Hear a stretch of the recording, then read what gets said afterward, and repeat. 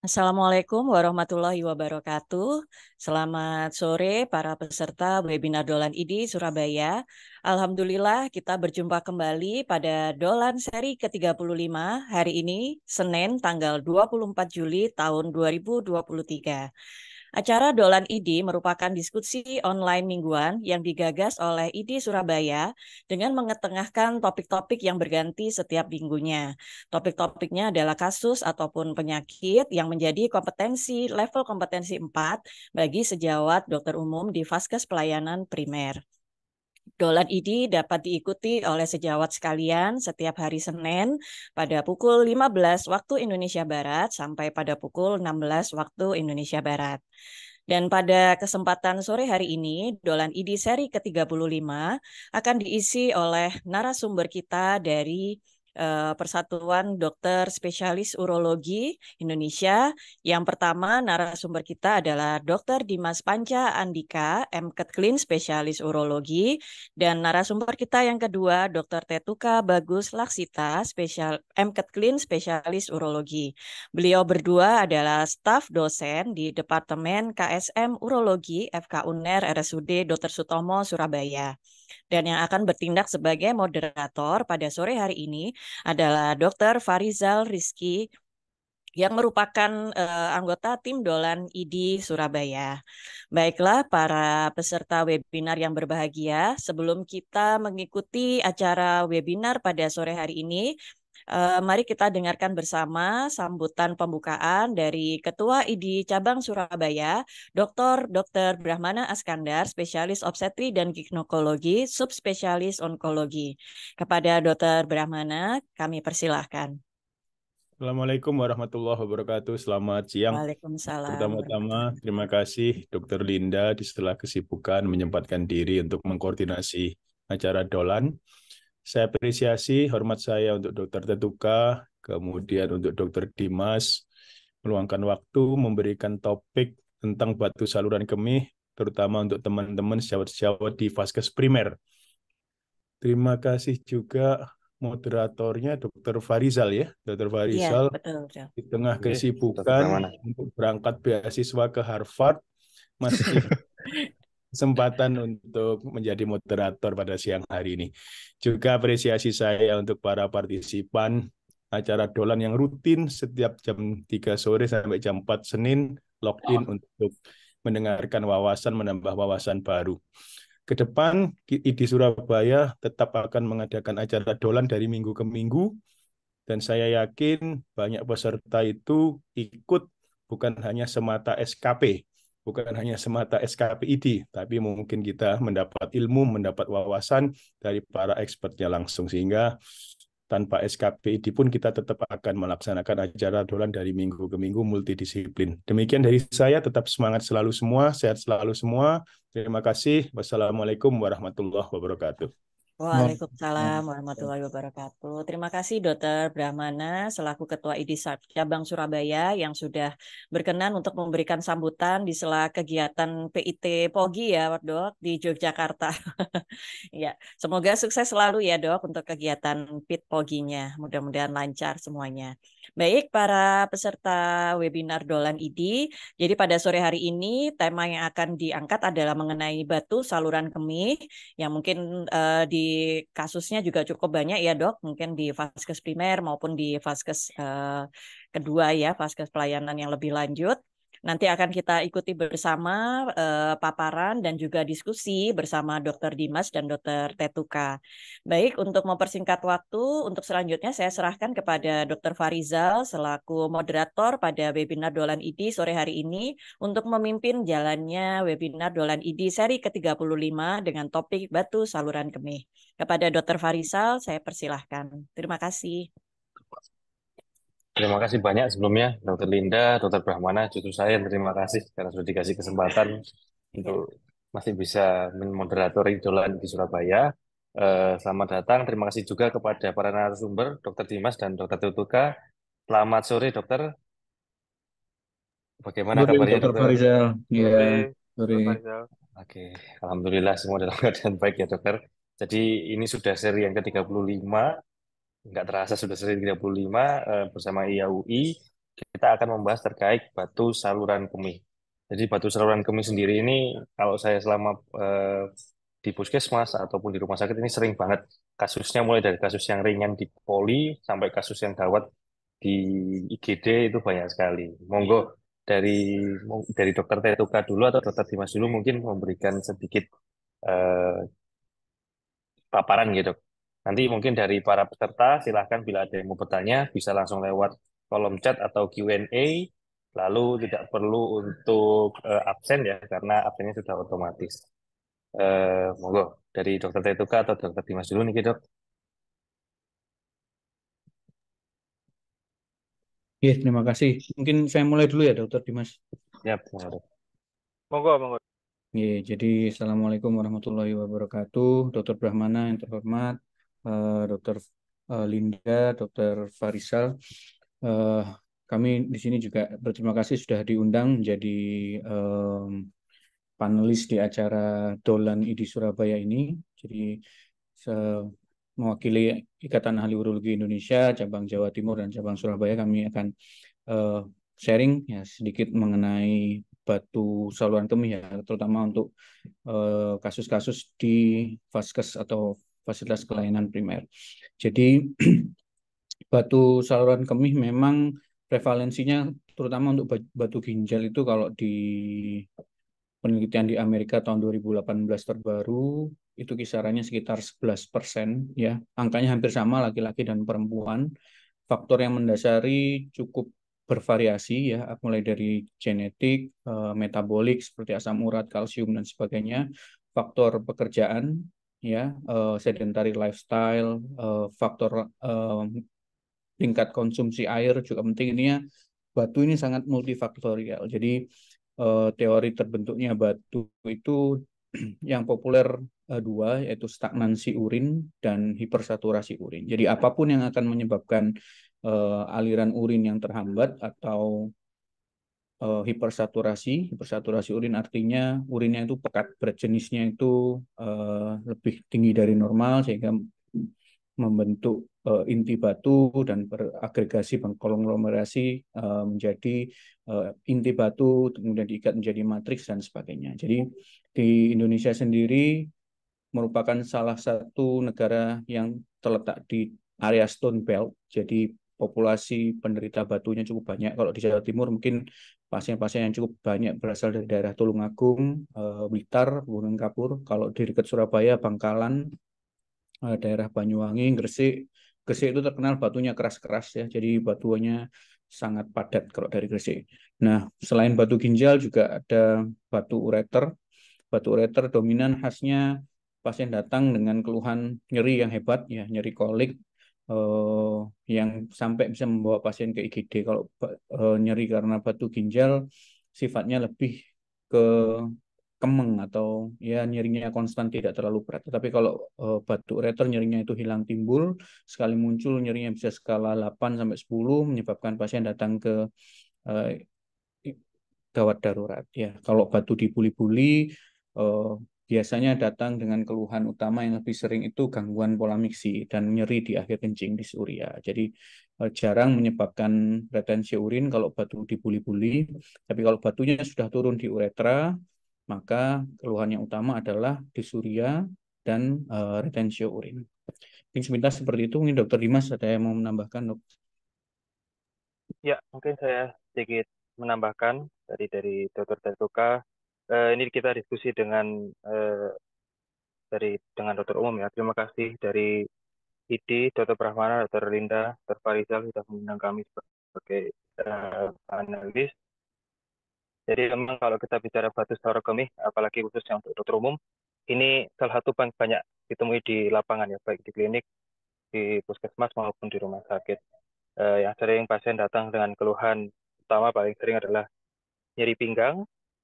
Itu yang paling sering sekali. Yang nyeri pinggang ini sebenarnya diferensial diagnosisnya banyak sekali, mulai dari batu, neuritis, kemudian HNP, muscle spasm, dan lain-lain. Ini sangat banyak sekali. Nah, disitulah pentingnya pemeriksaan pertama pada saat pasien datang ke dokter umum atau vaskes pertama itu adalah untuk diagnostik. diagnostik mulai dari anamnesis, kemudian pemeriksaan fisik, kemudian pemeriksaan penunjang dasar atau yang paling sering kita lakukan atau yang awal kita lakukan adalah pemeriksaan foto polos abdomen maupun USG urologi. Seperti itu. Itu yang bisa kita lakukan mungkin di puskesmas atau di Vaskes 1 kalau emang ada pemeriksaan lanjutan yang merupakan golden standard dari pemeriksaan batu saluran kemih adalah CT scan abdomen tanpa kontras atau kita sering menyebutnya dengan CT sonografi, itu mungkin harus perlu ke fasilitas tingkat lanjut seperti rumah sakit maupun rumah sakit yang tipe rujukan seperti itu. Mungkin seperti itu, Dokter Farizal. Baik, Dok. Ya, ini langsung ada pertanyaan nih, Dok. Mungkin ini pertanyaan pembuka ya, Dok.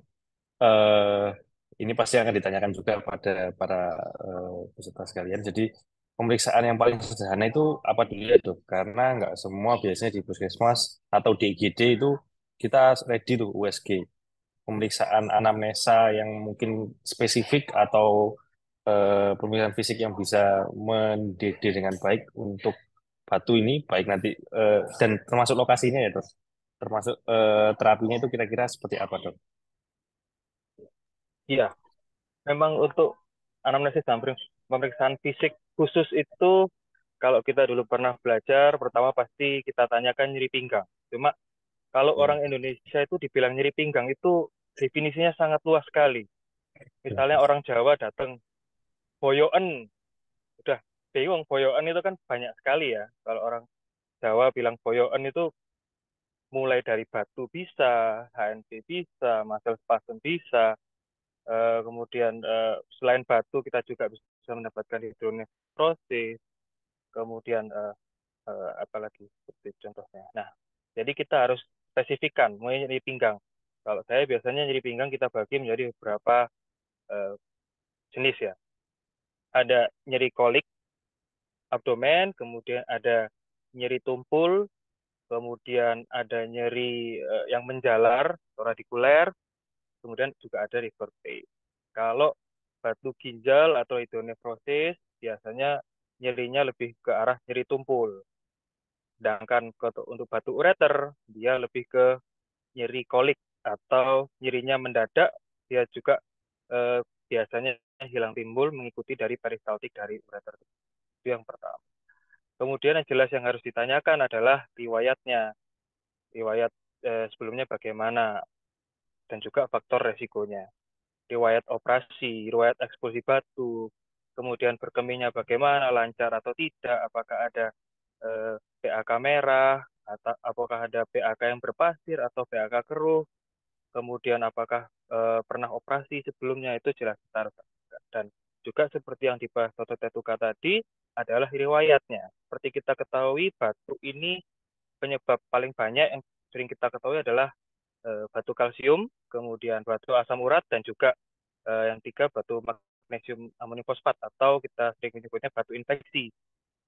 Nah, kita tanyakan ketiga riwayat ini juga apakah pasien ini sering ISK, kemudian bagaimana pola minumnya sehari-hari, dia sering kurang minum, aktivitasnya banyak, dia berkeringat, karena itu sangat mempengaruhi.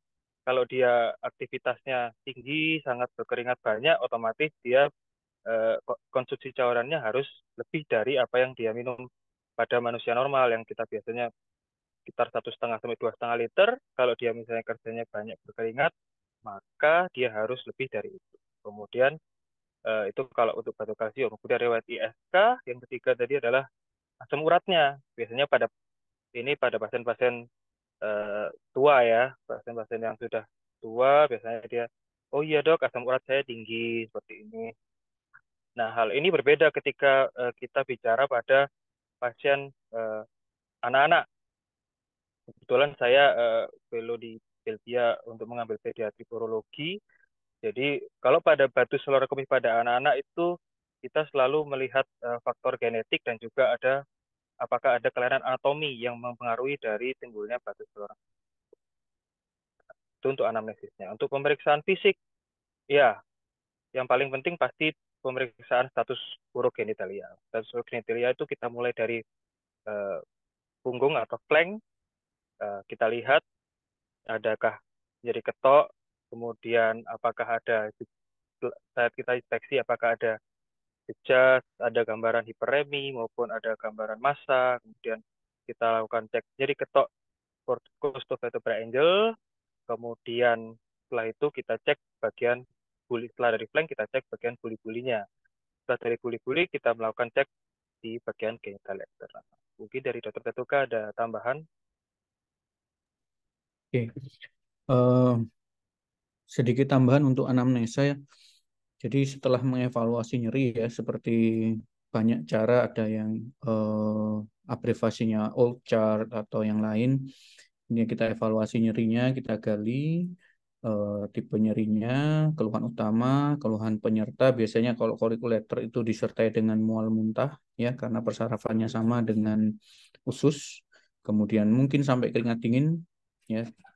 Terus dapat juga yang paling utama ditanyakan adalah yang paling mempermudah dokter umum sebenarnya adalah ditanyakan satu, ada riwayat hematuria apa enggak, kencingnya ada darahnya, kencingnya pernah ekspulsi batu atau enggak, atau kencingnya berpasir, itu sangat mempermudah. Jadi kalau pasien yang bilang, dok, iya dok pernah keluar batu seukuran beras misal, itu sudah memperbesar kemungkinan diagnosis kita. Terus yang eh, berikutnya boleh ditanyakan riwayat operasi, jadi itu bisa langsung to the point. Apa nyeri pinggang pernah operasi urologi? Oh iya, pernah diteropong dok, waktu itu ada batunya dipasang di stent, atau pernah operasi terbuka di urologi tahun segini. Itu karena batu itu cenderung berulang, jadi itu dapat mempermudah. Dari pemeriksaan fisik sesuai yang disampaikan Dokter Dimas, untuk pemeriksaan penunjang sebenarnya kalau di vaskes primer sesuai dengan guideline urologi yang terbaru, yang sesuai adalah pemeriksaan satu, pemeriksaan darah rutin. Dari darah rutin kita bisa menilai hemoglobin pasien. Untuk pasien dengan kronik hematuria bisa terjadi anemia. Kemudian kita lihat leukositnya, untuk infeksi dia akan meningkat. Kemudian trombosit, terkadang kalau pasien datang dengan sepsis sudah disertai dengan trombositopenia. Yang kedua yang bisa dicekkan adalah urinalisis. Urinalisis itu sangat membantu kita untuk menegakkan diagnosis batu saluran kemih. Parameter apa saja yang bisa dilihat dari urinalisis? Yang pertama kita lihat dari berat jenisnya. Ya, rata-rata kita kalau melihat urinalisis itu tidak ngeh dengan berat jenis, tapi berat jenis itu penting karena salah satu bentuk faktor penyebab terjadinya batu adalah hipersaturasi urin. Itu bisa dilihat dari berat jenisnya. Kalau melebih dari normal mungkin bisa, atau pasiennya dehidrasi dan sebagainya. Yang kedua kita bisa nilai kristal, ya biasanya di situ disebutkan kristal amor, kristal asam urat, kristal kalsium, itu bisa menjadi petunjuk, atau kadang tertulis hanya trace ya. Yang ketiga kita bisa menilai infeksi. Infeksi kalau di urinalisis kita lihat dari leukosituria, kemudian leukosit esterase, dan nitrat atau nitritnya. Yang keempat kita lihat hematuria mikroskopik. Dari hematuria mikroskopik kita bisa menilai kira-kira ini disebabkan oleh renal atau postrenal. Kalau hematuria renal kan beda, hematurianya dismorfik dan sebagainya. Ya, jadi urinalisis itu memberikan cukup banyak info kepada kita asal kita bisa menilainya. Jadi kita bisa membacanya dengan akurat. Setelah pemeriksaan darah dan urin, sebenarnya kalau ada bisa dicekkan CRP, itu untuk khusus kasus-kasus dengan batu saluran kemih disertai dengan infeksi. Tapi kalau tidak ada, tidak usah, nggak apa-apa. Untuk pemeriksaan penunjang yang lain, sebenarnya yang screening awal yang sangat disarankan adalah USG urologi. Jadi bukan USG whole abdomen, hanya USG urologi itu meliputi USG ginjal kanan kiri dan buli-buli. Nah, apakah USG urologi perlu puasa? Jawabannya adalah tidak. Persiapannya adalah hanya menahan saluran kemih. Nah, kelemahan USG adalah operator dependent. Jadi kalau teman-teman di vaskes mungkin yang sudah punya sertifikat USG bisa melakukan, tapi kalau belum ya harus menunggu dokter radiologinya. Jadi kalau USG itu dapat memberikan banyak sekali gambaran tentang lokasi dan ukuran batu, mulai dari di ginjal, ureter proksimal, ureter distal, buli-buli, sampai adanya hidronefrosis atau hidropionefrosis, bahkan sampai adanya abses di ginjal. Jadi informasi yang bisa diambil dari USG itu banyak. Kelemahannya USG operator dependent dan dia tidak bisa mengevaluasi ureter bagian tengah, karena ureter tengah itu tertumpuk oleh gas sehingga tidak terlihat dari USG. Jadi Kalau tidak ada USG, apa pilihannya? Pilihannya adalah foto polos abdomen atau BOF. Dari BOF kita bisa mengevaluasi bayangan radiopak. Mungkin kita harus menilainya di eh, daerah-daerah antara vertebrae 1 2 kemudian di paravertebrae lain. Cuma kelemahannya BOF itu ada batu yang sifatnya radiolucent. Jadi tidak tampak di BOF polos. Biasanya batu-batu golongan asam urat, amonium urat dan sebagainya. Tapi kalau batu yang isinya kalsium, kalsium fosfat, kalsium yang lain, ini kemungkinan besar akan terlihat. Jadi untuk teman-teman dokter umum yang kira-kira bisa dilakukan seperti itu, anamnesa yang jeli untuk menyingkirkan diferensial diagnosis, ditunjang dengan pemeriksaan fisik, dan untuk pemeriksaan dasar yang bisa dilakukan adalah darah rutin, kalau perlu CRP, urinalisis, dan bila ada fasilitas boleh dilakukan USG atau foto polos abdomen. Demikian dari saya. Terima kasih banyak dok. Ini langsung ada 10 pertanyaan ini. Kita akan coba jawab satu-satu. Mungkin untuk pertanyaan-pertanyaannya akan saya urut berdasarkan ya dok. Dari yang faktor risikonya, lalu diagnosis, pemeriksaan fisik, lalu penunjang, lalu dengan terapinya. Ini kita mulai dari pertanyaan, makanan apa saja sih dok yang menjadi pencetus batu saluran kencing? Apakah vitamin D3 dosis tinggi bisa menyebabkan batu kemih? Monggo dari dokter siapa dulu yang mau menjawab dok? Dokter Dimas atau dokter itu kah?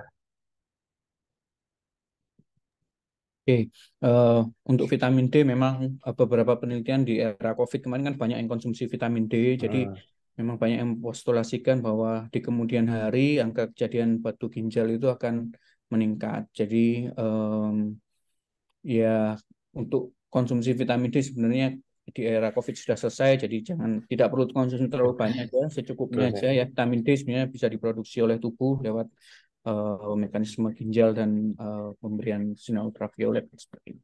Jadi untuk makanan nutrisi yang lain tergantung tipe batunya sebenarnya. Jadi yang disarankan adalah pada penderita batu sebenarnya diet seimbang dan diet seimbang disertai dengan hidrasi yang cukup. Artinya produksi urin itu minimal 2,5 liter per hari. Nah, kalau produksinya segitu artinya minumnya harus lebih dari itu. Minumnya minimal sekitar 3.000 atau diet intake cairan normal itu sekitar 30 cc per kilogram berat badan per hari ya. Untuk makanan khusus ya tergantung penyebab batunya. Kalau batu asam urat ya makanan yang banyak mengandung purin. Cuma semaksimal apapun kita mencegah makanan itu masuk yang mengandung purin, apabila sudah terjadi kelainan metabolit itu tetap aja akan terbentuk. Karena sebenarnya yang bermasalah bukan tingginya asupan purin, hanya memberikan sumbangsi sekitar mungkin 20-30%. Sisanya itu karena kelainan metabolik enzimatiknya. Jadi dan suasana di calcium dan sistem urinari kita. Jadi sebenarnya sangat eh, tergantung tiap individu. Jadi nanti setelah kita, biasanya ahli urologi setelah melakukan operasi batu, dia akan mengambil batunya untuk dilakukan analisa. Jadi setelah ada analisa batunya, diketahui golongan kalsium, golongan amonium, dan sebagainya, nanti kita akan mengarahkan ke ahli gizi untuk menentukan kira-kira tiap individu ini makanan apa yang harus dihindari. Saya rasa sama untuk faktor risiko memang ya yang paling banyak pada dewasa adalah yaitu tadi kalsium, asam urat dan juga infeksi. Nah, yang kedua yang perlu kita ingat selain metabolic factor adalah anatomical factor. Jadi eh, batu ini bisa saja terbentuk kalau pasien itu ternyata memiliki kelainan di anatomisnya. Contohnya dia seperti UPG stenosis atau mungkin pada pasien biasanya pasien BPH, pada pasien prostat kencingnya tidak lancar, akhirnya dia jadi stagnansi urin, akhirnya dia timbul batu buli seperti itu. Jadi selain kita menilai dari faktor metabolik, kemudian kita juga harus ingat kita harus melihat dari faktor anatomi. Faktor anatomi jelas tidak bisa kita lihat secara dengan pemeriksaan fisik dan juga anamnesis. Kita harus melakukan pemeriksaan penunjang seperti yang tadi disebutkan, bisa dilakukan USG urologi, itu yang paling bisa melihat ya secara gamblang. Minimal itu USG adalah yang paling minimal untuk bisa melihat apakah ada kelainan anatomi di pasien tersebut. Seperti itu. Baik, terima kasih banyak dok. Kita lanjut ke jadi begitu ya. Untuk kemarin vitamin D di COVID ternyata juga ada eh, penelitian yang akan kemungkinan memperkirakan akan terjadi peningkatan ya dok untuk Ya, jadi ke depannya. mari yang berminat ke urologi, mari kita karena kemungkinan pasiennya akan meningkat di kemudian hari. Iya iya dok. Itu ada batasnya nggak ya dok untuk vitamin D konsumsi harian? Nggak ada aturannya untuk tidak sampai mencegah untuk bisa tidak terjadi batu.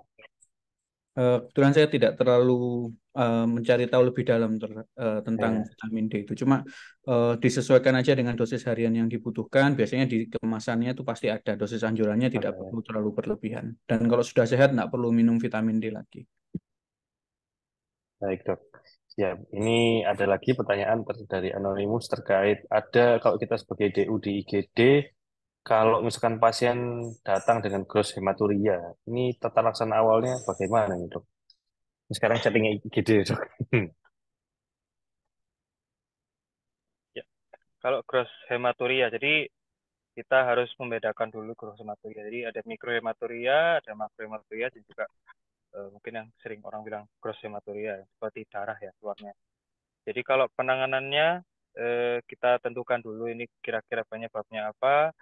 Yang jelas gross hematuria yang perlu kita takuti adalah dua hal. Yang pertama adalah loss dari darah sehingga bisa menimbulkan yang pertama shock maupun yang kedua anemia. Kemudian yang kedua yang harus kita takuti adalah timbulnya gumpalan-gumpalan darah di dalam kandung kencing. Nah, gumpalan darah ini jika nanti suatu saat dia semakin lama semakin berkumpul, akhirnya gumpalan darah ini akan menjadi semakin keras, terjadilah clot retensi yang menyebabkan pasien ini nanti tidak bisa kencing. Nah, eh, apa yang kita lakukan tentu terapi suportif yaitu pemberian infus, kemudian pemberian injeksi anti perdarahan seperti asam tranexamat, kemudian cek darah dan urin. Kemudian yang perlu kita lakukan untuk pencegahan hal yang kedua tadi clot retensi adalah pemasangan kateter dengan irigasi. Jadi kateter itu ada dua macam, kateter yang two way dan juga kateter three way. Jadi pada pasien-pasien dengan gross hematuria biasanya kita akan pasangkan yang namanya kateter three way. Fungsinya apa kateter three way? Fungsinya adalah satunya adalah untuk memberikan irigasi dengan cairan infus, biasanya kita berikan NaCl itu untuk melakukan dilusi. Jadi urinnya tidak cut, menjadi lebih encer. Dengan harapan nanti dia bisa mencegah terbentuknya clot retensi tersebut. Seperti itu. Mungkin itu kalau di UGD ya. Mungkin dokter Tetuka ada Ya. tambahan.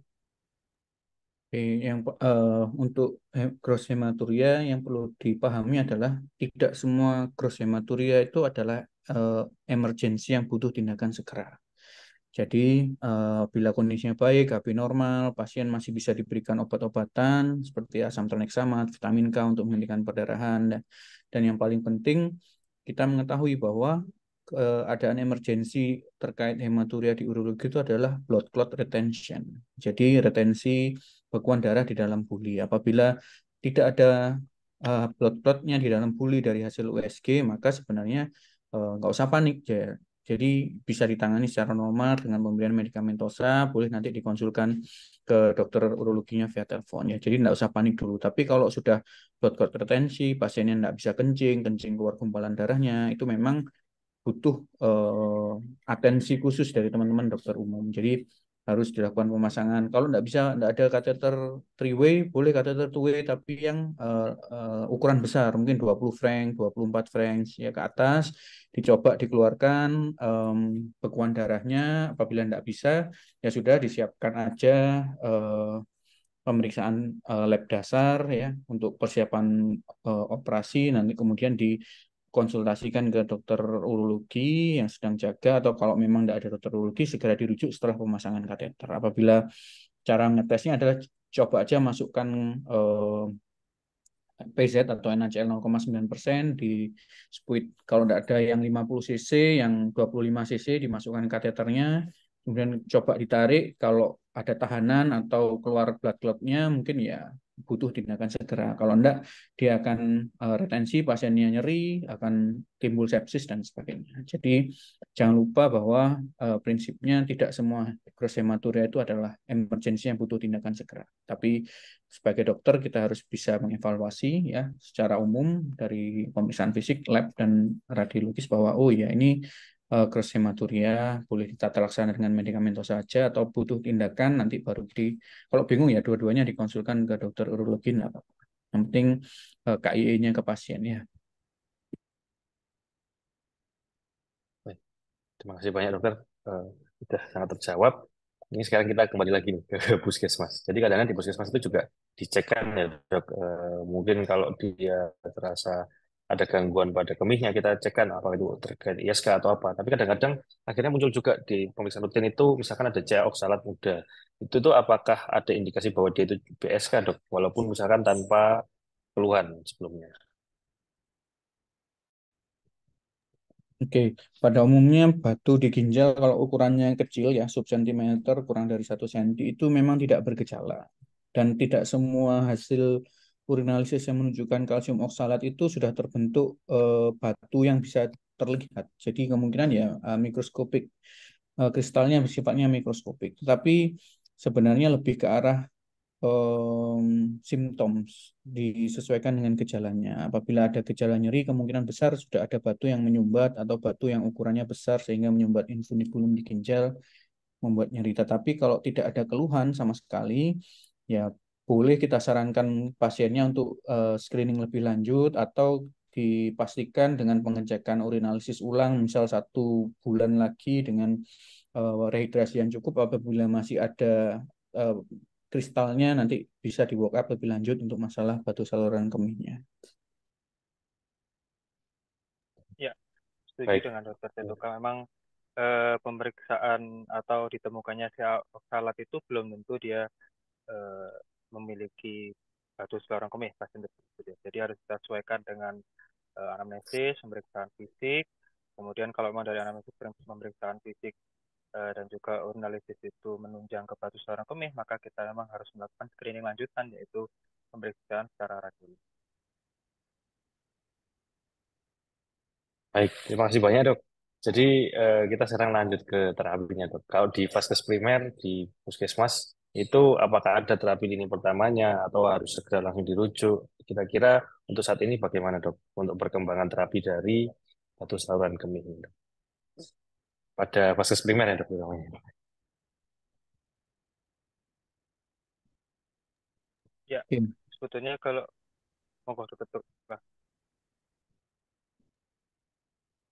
Ya, jadi terapi kalau di fase primer itu yang utama adalah tata laksana nyerinya sebenarnya. Ya, hati-hati dalam memilih painkiller atau anti nyeri. Di urologi yang direkomendasikan untuk lini pertama nyeri sebelum mengetahui lab-lab yang lain ya boleh diberikan paracetamol ya, dosisnya boleh 500 sampai 1 gram tiap kali pemberian. Boleh oral, boleh intravena, juga metamizol bisa diberikan.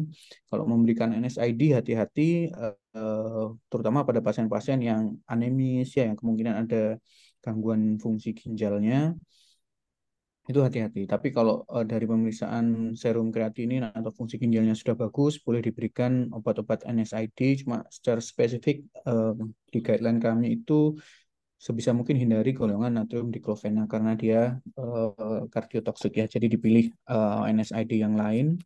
Kalau NSAID dirasa tidak mempan, boleh diberikan golongan opioid ya, petidin, tramadol dan sebagainya. Nah, ada beberapa kadang pemberian obat-obat antispasmodik itu bisa membantu, bisa tidak tergantung tingkat keparahan pasiennya.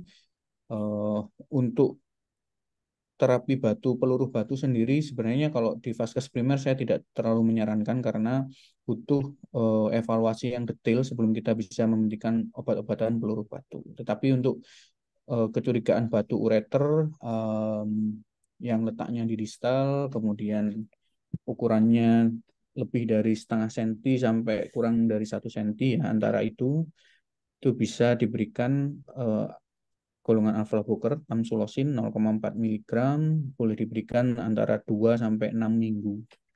Baru nanti dilihat ekspektan manajemen bisa keluar apa enggak, itu namanya medical expulsive therapy dikombinasi dengan anti nyeri dan rehidrasi yang cukup.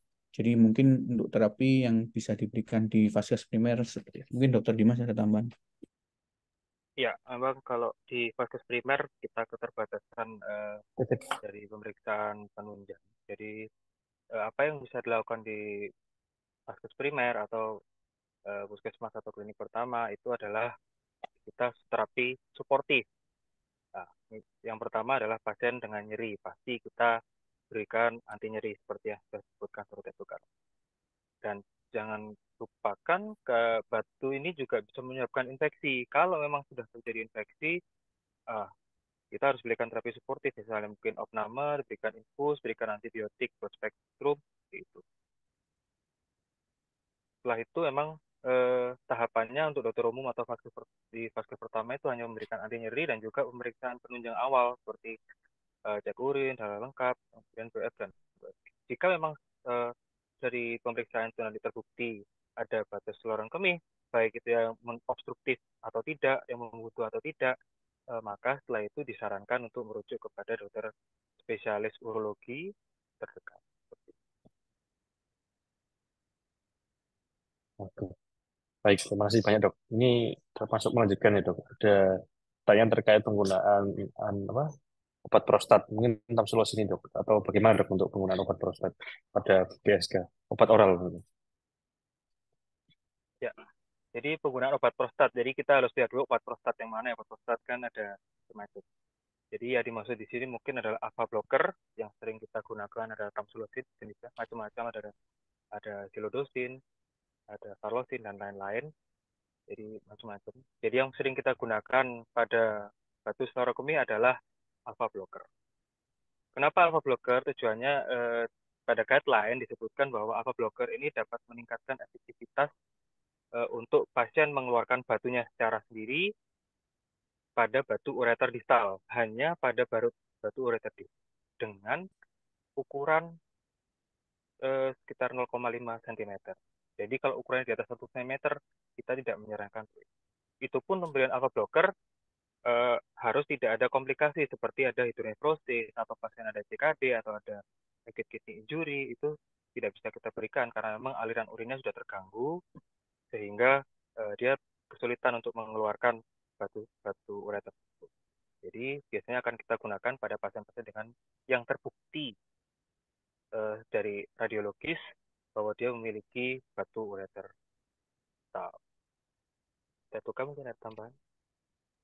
Ya, untuk alpha blocker harus hati-hati disampaikan kepada pasiennya bahwa terutama pasien yang muda ya, masih seksually aktif, itu alpha blocker punya efek samping yaitu retrograde ejakulasi. Jadi ejakulasinya nanti dirasakan pasti akan berkurang volumenya ya, untuk sensasi orgasmenya, untuk disfungsi ereksi tidak ada.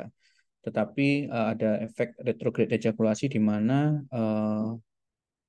sperma yang dihasilkan atau semen yang dihasilkan itu arahnya tidak ke depan, tetapi dia akan keluar dari ductus ejaculatoris itu ke arah buli-buli. Jadi sebenarnya volumenya sama, cuma yang dirasakan pasien dan berbeda. Yang kedua, terutama untuk pasien-pasien yang hipotensi, hati-hati karena alpha blocker ini ada efek sampingnya, terkadang menimbulkan ortostatik hipotensi dan dizziness atau keliengan ya. Terus beberapa pasien juga mengeluhkan pilek. Jadi setelah minum alpha blocker jadi pilek. Itu hati-hati dan harus disampaikan pula efeknya mungkin akan nampak sekitar 2 sampai 6 minggu. Jadi tidak bisa dalam waktu cepat. Ya, yang bisa dilakukan untuk menambah kemungkinan untuk ekspulsi batu spontannya dengan hidrasi yang cukup, kemudian aktivitas fisik ringan, dan ada sebuah penelitian bahwa berhubungan seksual lebih dari 3 kali seminggu itu juga akan meningkatkan resiko ekspulsi batu hanya untuk batu di ureter distal. Wah, bisa gitu juga ya dok. Oke. Menarik ini dok. Setelah dikasih obat konservatif tadi gitu, kan ada dua kemungkinan tetap nggak bisa keluar atau yang sudah ekspulsi spontan. Pada yang pasien yang sudah ekspulsi spontan, dok, apakah ini nanti perlu dilanjut rujuk juga atau seperti apa, dok, untuk penanganan selanjutnya, dok? Oke, kan Dokter Dimas kayaknya ada gangguan sinyal. Iya. Jadi kalau memang setelah pemberian 2 sampai 6 minggu itu tidak ada respon, jadi biasanya yang kita sarankan ke pasien adalah untuk pasien-pasien dengan batu ureter distal yang bisa diberikan obat-obatan, ini kita minta sebelum pada waktu kencing itu diminta untuk menampung urinnya dulu di botol. Jadi ditampung urinnya, dilihat ada batunya apa enggak, baru dibuang ke toilet. Jadi jangan langsung kencing di toilet. Kalau langsung kencing di toilet nanti tidak tahu batunya sudah keluar atau enggak. Nah, setelah melakukan itu selama 6 minggu maksimal tetap tidak keluar, em, bisa kita lakukan eh, imaging ulang ya, atau langsung kalau masih gejala klinisnya masih ada, masih nyeri, hilang timbul dan segala macam, atau selama pengobatan muncul komplikasi yang lain, demam, nyeri pinggang yang hebat, nggak hilang-hilang, kita tawarkan untuk dilakukan tindakan. Nah, untuk urologi sendiri melakukan tindakannya dengan teknologi minimal invasif yaitu endourologi. Untuk batu ureter kita biasanya melakukan ureterurenoskopi, kita teropong ke ureternya, kemudian kita lakukan litotripsi, penghancuran batu, ya bisa dengan metode pneumatik dengan daya tekan dari angin atau dengan laser. Ya, kalau di rumah sakit yang sudah tipe A biasanya sudah memiliki laser, jadi batunya bisa ditembak dengan laser. Insya Allah batu yang ukuran agak besar pun bisa hancur dengan laser. Oke, baik, dok. Eh, Berarti untuk misalkan sudah tidak ada eksklusi spontan, kita lanjut dengan terapi. Nah, untuk menjelaskan ke pasien ini, dok, kadang-kadang ada yang takut juga ya, dok, pasiennya, dok. Eh, Apa sih, dok, indikasi kontraindikasi atau kelebihan dan kekurangan dari masing-masing terapi tadi dan bagaimana sebaiknya menjelaskan ke pasien, dok? Karena ada juga yang nggak mau dirujuk ini, dok, karena takut. Ya, eh, jadi sebenarnya kalau indikasi kontraindikasi di urologi luas ya, tergantung batunya. Sekarang kita persempit aja ke batu ureter aja ya kayaknya, biar lebih Iya, enak. dok. Jadi untuk batu ureter itu umumnya pasien itu akan datang sendiri tanpa kita minta datang, itu pasien akan datang karena nyerinya hebat ya, Iya, karena betul. nyerinya hebat pasien akan datang. Nah, setelah kita berikan pengobatan biasanya pasien itu akan merasa oh sudah sembuh dok, saya tidak perlu operasi gitu. Padahal sembuh itu karena kita berikan obat-obatan yang untuk mengurangi nyeri, dan obat si alpha blocker tadi bisa mendilatasi lumen ureter sehingga ureter itu gerakan peristaltiknya akan hilang. Dia tidak meremas-remas batu lagi.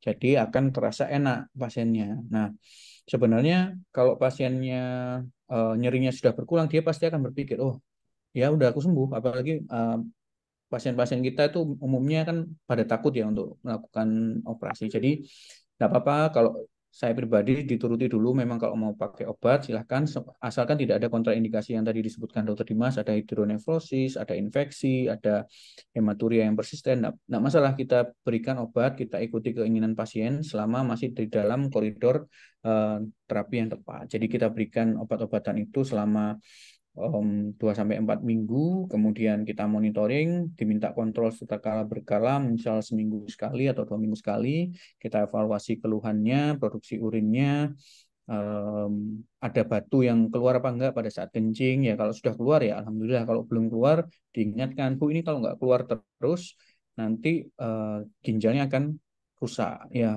akan bengkak, lama-lama rusak, hebat, nyerinya akan berulang sampai infeksi dan sebagainya.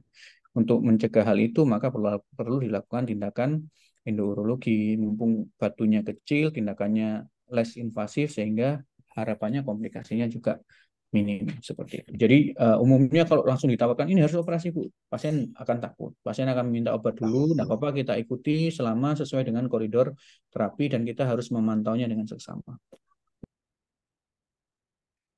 Baik, terima kasih banyak, dok. Jadi emang butuh edukasi yang baik juga ya kepada pasien. Karena kalau sudah dikasih tahu sudah operasi dulu ini takut dulu biasanya. Eh, Mungkin bukan tidak langsung di pertemuan pertama atau kedua gitu. Eh, Kalau misalkan dari kita sudah dikasih edukasi dan ternyata indikasinya adalah harus rujuk, tapi pasien ternyata masih belum mau rujuk, dok. Obatnya itu yang kita kasih jadinya seperti apa ya, dok? Apa terapi farmako dan non farmakonya, dan yang juga terkait sampai batas mana kita ngasih anti nyerinya ini? Kira-kira gitu. Karena kalau misalnya nyeri berkepanjangan juga nanti dampak ke yang lain-lain juga ada.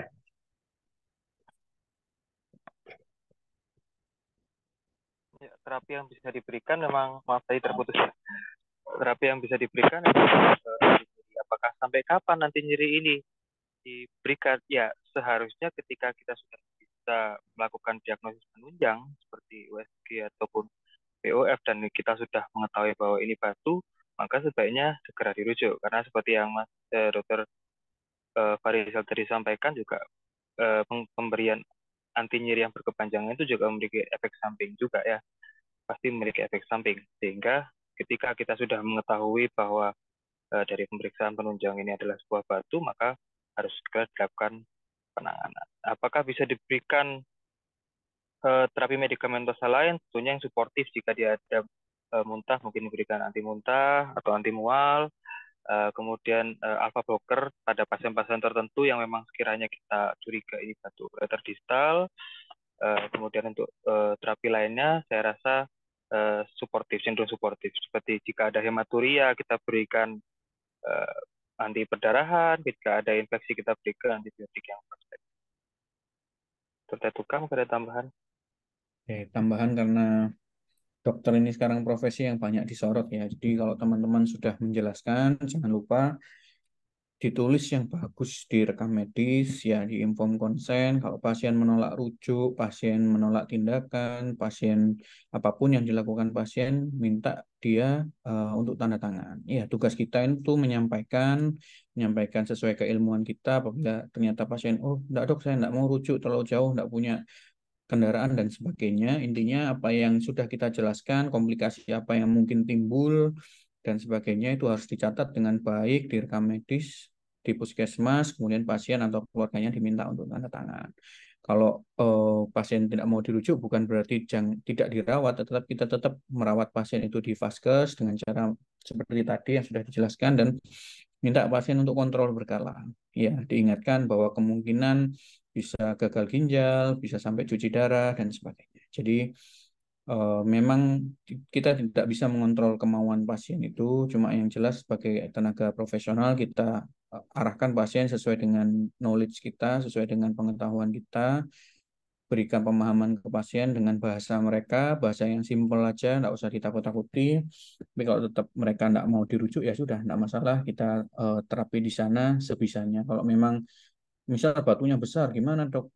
Tetap tidak mau operasi ya dikasih anti nyeri aja. Kalau kalau pasiennya butuh dikasih anti nyeri, muntah dikasih anti muntah seperti itu. Ya. Baik dok, terima kasih banyak dok. Ini ada yang bertanya lagi dok terkait ESWL dok. Bagaimana metodenya dan efektivitasnya seperti apa? Nanti mungkin juga boleh dikasih bagaimana dok menjelaskan ke pasien itu seperti apa? Karena kan pasien kadang-kadang beberapa kali saya sih kalau di fase primer itu bilang, wah itu berarti dibuka ya dok, diambil batunya kan nggak seperti itu. Itu bagaimana dok penjelasan yang baik supaya agar pasien mengerti akhirnya dan tidak takut. Monggo dok.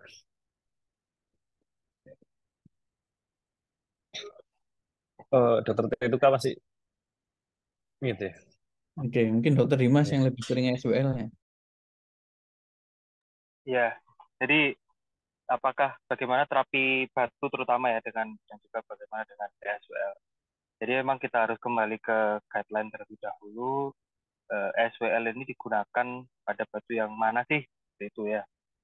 Jadi ESWL ini adalah salah satu terapi non operatif pada batu ginjal. Batu ini terapi ESWL itu efektif pada guideline katakan itu di bawah ukuran 1 cm atau antara 1 sampai 2 cm dengan kondisi tertentu. Dengan batu-batu yang ukuran besar di atas 2 cm, bagaimana pilihannya ESWL ini? Iya, kalau pada guideline Amerika pun sebenarnya pada batu staghorn pun di ESWL itu nggak apa-apa, tapi kita melihat efektivitasnya bahwa ternyata kalau kita ESWL itu nanti mungkin kalau batunya keras itu nggak keluar, kemudian kalau batunya banyak nanti dia pecah itu malah membutuh di ureter bagaimana itu kita harus pertimbangkan. Jadi kalau misalnya kita harus edukasi bagaimana, jadi kalau sekarang di urologi itu terapinya mulai dari yang non operatif seperti yang tadi pemberian alpha blocker, kemudian ada ESWL. Nah yang paling sering kita gunakan saat ini adalah minimal invasif. Jadi sudah operasi yang diambil batu ginjalnya itu sudah ditinggalkan. Ya, kebetulan di tempat saya dan dokter Tetuka bekerja itu ada tadi yang non invasif adalah ESWL, kemudian ada minimal invasif seperti untuk batu ureter kita menggunakan ureteroendoskopi dan juga laser.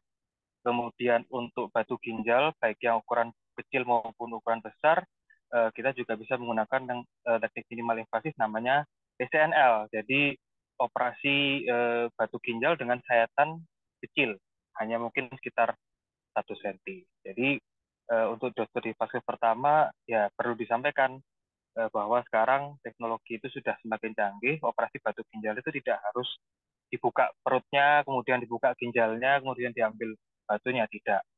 Tapi semua tergantung dari ukuran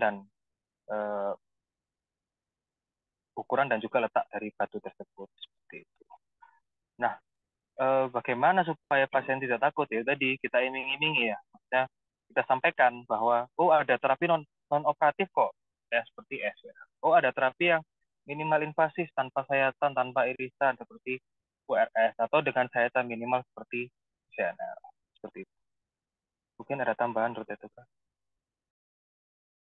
Oke ya, jadi SWL itu sebenarnya teknologi sudah agak lama, mulai 1980 sudah ada. Jadi sekarang mulai menjamur, hampir setiap rumah sakit punya ESWL. Intinya ESWL, kalau pasien tanya gimana ya ESWL itu, dok, ESWL itu terapi batu tanpa operasi, dia ditembak dengan gelombang kejut dari luar tubuh.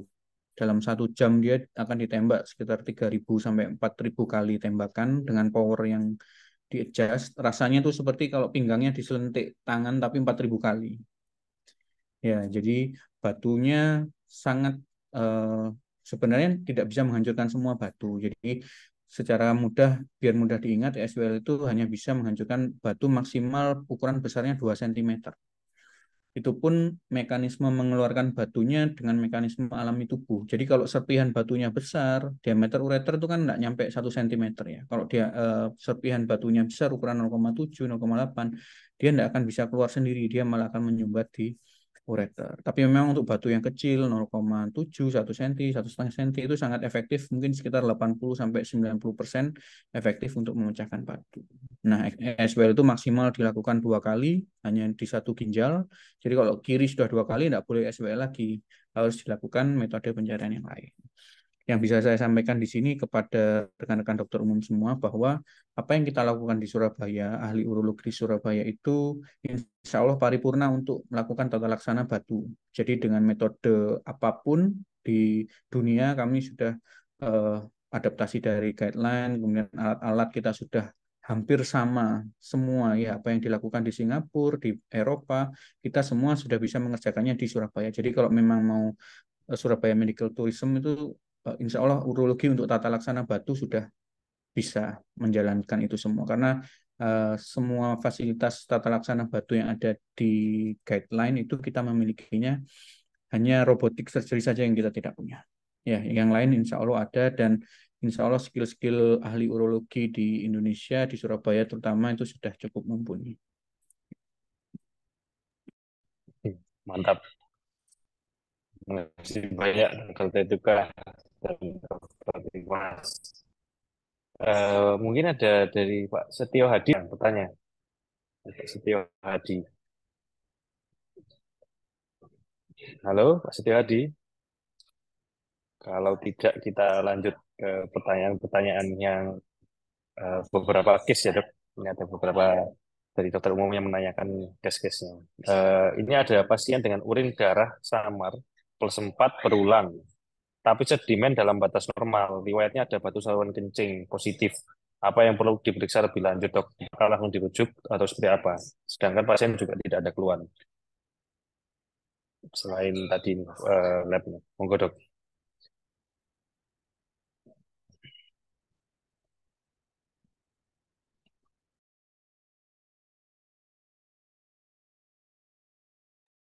Maaf, bagaimana tadi? Ada Saya ulang ya, dok. Mungkin, dok. iya. Ya, ada pasien ini tidak ada keluar, tapi dia hasil dari urinnya darahnya samar, positif 4 berulang, dan Oke, sedimen dalam batas normal. oke. Riwayat ada batu saluran kencing positif. Apa yang perlu diperiksa lebih lanjut? Apakah perlu langsung dirujuk atau seperti apa, dok? Ya, Eh, intinya mikroskopik hematuria ya, tanpa adanya Iya. gejala simptomatik mikroskopik hematuria itu bisa disebabkan oleh batu ya. Kalau batu kemungkinan besar batu ginjal kalau asimptomatik atau batu buli-buli ya. Kalau em, batu dengan pasien seperti ini disarankan aja pasien untuk screening minimal USG urologi saja ya. Apabila misal sudah urinalisis berulang tetap hasilnya mikroskopik hematuria, lakukan USG urologi. Apabila hasilnya normal, boleh dievaluasi lagi. Apabila urinalisisnya tetap menunjukkan mikroskopik hematuria, kita harus concern terhadap keganasan di bidang traktus urinarius. Contohnya CA prostat, CA buli, ya upper tract ureteral carcinoma, CA ginjal itu semua tanda awalnya adalah mikroskopik hematuria. Kalau CA bagaimana? Harus ada pemeriksaan-pemeriksaan lebih lanjut, misal sitologi urin, USG abdomen. Kalau diperlukan dirujuk untuk kita lakukan CT scan abdomen dengan kontras. Kalau di urologi eh, kanker kanker saluran kemih yang ada markernya itu cuma kanker prostat. Itu pun tidak spesifik. Jadi agak sulit. Mending kalau di vaskes primer apabila ada keluhan seperti itu minimal disarankan pasien untuk USG urologi. Ya, emang setuju ya. Jadi eh, mikrohematuria atau kita bicara dengan hematuria, kita tidak bisa langsung memastikan oh hematuria pasti batu. Tidak, karena memang hematuria itu bisa disebabkan berbagai macam. Mikrohematuria contohnya tadi yang disebutkan terbuka. Bisa saja juga infeksi selain dari kanker, bisa juga infeksi atau kelainan di ginjal yang lain. Nah, seperti itu. Jadi memang pantasnya kalau misalnya kita sudah melihat ada mikrohematuria berulang, maka sewajibnya kita menyarankan kepada pasien untuk memeriksakan atau melakukan pemeriksaan lanjutan. Kalau emang tidak tersedia di vaskes primer ya otomatis harus dirujuk ke vaskes yang berikutnya seperti itu. Baik, terima kasih banyak dokter. Ini ada satu pertanyaan lagi. Apa yang membedakan ISK yang sudah ascending dengan batu, dok? Bila nyeri pinggang sudah 3 minggu, tesnya positif, tapi di BOF-nya tidak ditemukan apapun, dok. Ini tapi dari pemeriksaan fisik dan anamnesanya mengarah ke batu. Apakah lanjut di CT scan atau seperti apa ini, dok? Maksudnya gimana ISK yang gimana? Ya, ISK yang ascending, dok.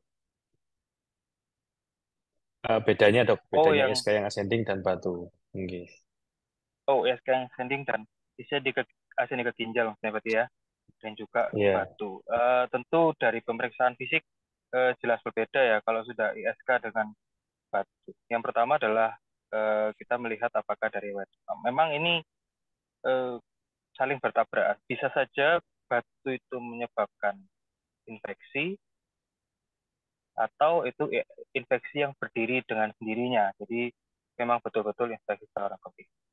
Ya, kita kembali ke anamnesis, pemeriksaan fisik, kemudian pemeriksaan penunjang. Jawabannya adalah di pemeriksaan penunjang. Otomatis kalau kita melakukan USG maupun POF, jika kita tidak menemukan adanya batu, ya berarti kemungkinan ini adalah ISK. Seperti itu. Data tukar, ada tambahan? Oke, jadi ascending infection mungkin maksudnya adalah complicated UTI atau kalau di hal ini adalah pyelonefritis mungkin ya. Jadi bagaimana membedakan pasien ini nyeri pinggangnya karena batu ginjal atau pyelonefritis. Kalau pyelonefritis ada triasnya, flank mass, flank pain, sama demam. Jadi itu yang harus kita bedakan. Sebenarnya bisa juga pyelonefritis disamarkan oleh batu ginjal, yaitu batu ginjal yang menyebabkan hidropionefrosis sampai dengan abses. Tapi secara langsung enggak. Jadi umumnya kalau pyelonefritis itu demamnya akan cepat, tinggi, ya. Kemudian mungkin di urinalisisnya ada hematuria, ada leukosituria, kemudian pasiennya itu cenderung akan menggigil. Jadi intinya kalau infeksi itu demamnya akan dominan daripada nyerinya. Kalau batu itu kemungkinan besar insya Allah nyerinya yang lebih dominan. Baik, terima kasih banyak terima kasih Dr. Tetuka. Mungkin ini ada pertanyaan terakhir ya dok, terkait wanita dok. Pada pasien wanita ini terapinya apakah sama dok atau ada yang membedakan? Kira-kira bagaimana dok? Apakah boleh perempuan dikasih alpha blocker? Enggak dok? Enggak, mungkin dokter itu kayak lebih sering pasien wanita. Oke, nggih. Untuk sebenarnya untuk terapi batu sama saja ya. Untuk pria dan wanita itu relatif sama, cuma pada wanita dia akan cenderung lebih sering terkena ISK ya, karena terkait faktor anatomisnya, hormonalnya, ya menstruasi itu semua kan cenderung menyebabkan infeksi saluran kemih. Jadi kalau ada batu di pria dan wanita, mungkin yang akan lebih bergejala akan di wanita karena resiko infeksinya lebih tinggi di wanita. Jadi jangan lupa kalau di wanita ditangani infeksinya. Kemudian untuk alpha blocker boleh diberikan di wanita, sama efeknya adalah mendilatasi bladder neck, otot detrusor dan ureter bagian distal. Sebenarnya ada beberapa penelitian selain alpha blocker juga bisa diberikan ini taldalafil. Ya, taldalafil itu uh, obat-obat untuk disfungsi ereksi itu bisa diberikan juga untuk menggantikan alpha blocker apabila pasien-pasien mungkin ada yang alergi, ada efek samping yang nggak kuat, boleh diganti dengan taldalafil. Sudah ada penelitian RCT-nya dan itu sama-sama efektifnya. Demikian. Baik, terima kasih banyak Dr. Tetuka dan Dr. Dimas. Ini nggak terasa sudah 1 jam.